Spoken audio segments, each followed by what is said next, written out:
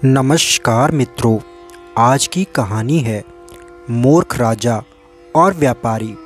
और चैनल पर नए हो तो चैनल को सब्सक्राइब अवश्य करें। लगभग सन 1679 ईस्वी में छत्तीसगढ़ के सरगुजा जिले में एक मूर्ख राजा राज्य करता था। वह अपने पूर्वजों के दिए राज्य व धन दौलत के बूते वह राज्य की राजगद्दी पर तो बैठ गया था, लेकिन वह अपनी मूर्खता के कारण राज्य में कोई भी राजा को मूर्ख बनाकर अपना काम निकाल लेता था। राजा बहुत ही सीधा साधा था, लेकिन अपनी मूर्खता के चलते वह कभी भी किसी से भी अचानक नाराज हो जाता, किसी पर भी क्रोध करने लगता था और किसी को भी मृत्युदंड दे देता था। राजा के इस स्वभाव से पूरा राज्य प्रजा दुखी थी। एक दिन राज्य के ही एक होशियार व्यक्ति ने राजा को सबक सिखाने का मन बनाया और राज दरबार में पहुंच गया। राज दरबार में पहुंचकर वह व्यक्ति बोला, महाराज की जय हो। महाराज, मैं पास ही के एक गांव का रहने वाला हूं, कपड़ों का व्यापारी हूं। आज मैं आपके लिए एक अमूल्य भेंट यहां पर लेकर आया हूं, जिसे देखकर आप बड़े ही खुश हो जाएंगे, अति प्रसन्न होंगे। राजा व्यापारी की यह बात सुनकर बड़ा प्रसन्न हुआ। राजा ने व्यापारी से भेंट स्वीकार करने का आश्वासन देते हुए भेंट राज दरबार में प्रस्तुत करने का आदेश दिया।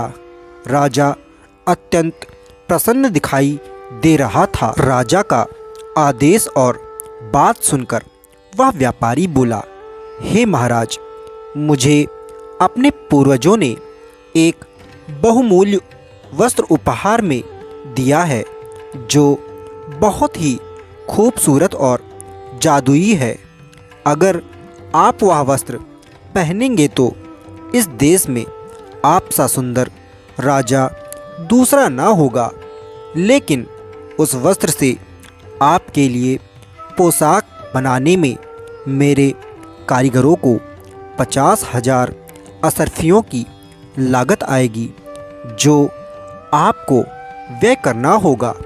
राजा वस्त्र की तारीफ सुनकर इतना मंत्रमुग्ध हो गया कि उसने अपने मंत्री को तुरंत ही व्यापारी को 50,000 असरफियाँ देने का आदेश दे दिया। अब व्यापारी असरफियाँ लेकर राज दरबार से चला गया और 2 दिन बाद ही राजा के लिए वह पोशाक ले आने का आश्वासन दिया। अब राजा को उस वस्त्र का इंतजार था। बेतहा वह इंतजार में मग्न था। 2 दिन बाद वह व्यापारी एक बहुत ही चमचमाता हुआ बक्सा लेकर के राज दरबार जा पहुंचा। बक्सा देखकर ऐसा लग रहा था मानो बक्से में बहुत ही बड़ा खजाना छुपा हुआ हो। बक्से की चमचमाहट और खूबसूरती देखकर राजा अत्यंत मंत्रमुग्ध हो गया था। व्यापारी ने बक्से को राज दरबार के बीचों बीच में रख दिया और बोला, हे महाराज, इस पोशाक को बनाने में मेरे कारीगरों ने बहुत ही ज़्यादा मेहनत की है, बड़ी मेहनत लग गई है। लेकिन इस पोशाक की एक ख़ास बात यह है कि यह पोशाक सिर्फ उसी इंसान को दिखती है जो कि अपने असली माँ बाप का हो। अगर इस राज दरबार में किसी इंसान का कोई दूसरा बाप होगा तो उसको यह पोशाक बिल्कुल दिखाई नहीं देगी। व्यापारी की यह बात सुनकर पूरा राज दरबार में हाहाकार मच गया। पूरा राज दरबार उस पोशाक को देखने के लिए अत्यंत आतुर हो उठा। बहुत ही व्याकुलता के साथ सभी टकटकी लगाकर उसी पोशाक को देखने के लिए खड़े हो गए। अब चालाक व्यापारी ने उस बक्से से पोशाक निकालने का ढोंग राज दरबार में शुरू किया, जो कि वास्तव में उस बक्से में थी ही नहीं। पोशाक को अपने हाथों में लेने का ढोंग करते हुए वो पोशाक की सुंदरता की तारीफ़ें करने लगा। व्यापारी की यह बात सुनकर राज दरबार में उपस्थित सभी राज दरबारी उस पोशाक की तारीफ़ करने लगे, जो कि वास्तव में थी ही नहीं। सभी यह सोच रहे थे कि अगर वे पोशाक नज़र न आने की बात राज दरबार में कहेंगे तो सभी यही मानेंगे कि वे अपने असली माँ बाप की औलाद नहीं हैं। कई राज दरबारी तो यह सोच रहे थे कि हो सकता है कि वह वास्तव में वे अपने असली माँ बाप की औलाद नहीं है, क्योंकि दरबार में उपस्थित बाकी सभी को तो वह वस्त्र दिखाई दे ही रहा है। बस इसी तरह सबने व्यापारी की बातों में हाँ में हाँ मिला दी और महाराज भी यही सोचकर चुप रहे कि केवल उन्हें छोड़कर सभी को वह पोशाक दिखाई दे रही है और अत्यंत सुंदर नज़र आ रही है। अब व्यापारी ढोंग करते हुए वह पोशाक लेकर राजा के पास पहुंचा और राजा को धोती और पगड़ी देते हुए पहनने के लिए विनम्र आग्रह किया। राजा तो पहले से ही अत्यंत मूर्ख था। उसे मूर्ख बनाने में व्यापारी को ज़्यादा समय और कष्ट नहीं लगा। अब मंजर कुछ ऐसा था कि राजा जी जैसे इस धरती पर आए थे ठीक वैसे ही हो गए, यानी कि पूरे निर्वस्त्र।